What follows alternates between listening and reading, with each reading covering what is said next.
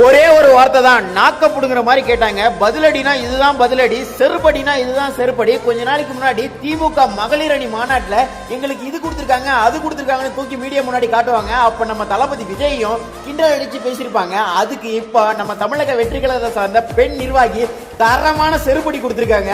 Mutton biryani சுட சுட இருக்கு. எல்லாம் நம்ம முதல்வர் கொடுத்தாரு எங்களுக்கு.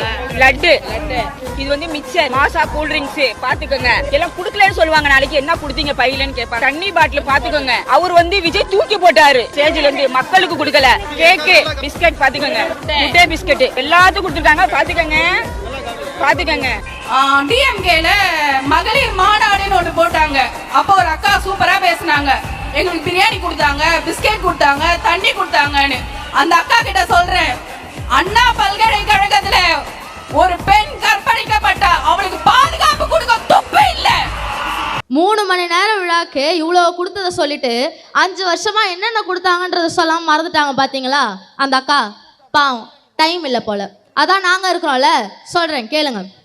மாணவர்களுக்கு கஞ்சா கொடுத்தாங்கோ, பெண்களுக்கு பாலியல் வன்கொடுமை கொடுத்தாங்கோ, கேஸ் சிலிண்டருக்கு 100 ரூபாய் குறைப்போம்னு சொல்லிட்டு போய் வாக்குறுதி கொடுத்தாங்கோ, நீட் தேர்வை எங்களால தான் ரத்து செய்ய முடியும்னு பெரிய உருட்டா கொடுத்தாங்கோ, கரண்ட் பில்லை ஏற்றி கொடுத்தாங்கோ, பெண்களுக்கு ஓசி பஸ் கொடுத்தாங்கோ.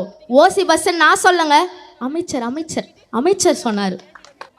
சென்னை பாரிஸில் கர்ப்பிணி பெண்ணுக்கு அடி உதை கொடுத்தாங்கோ.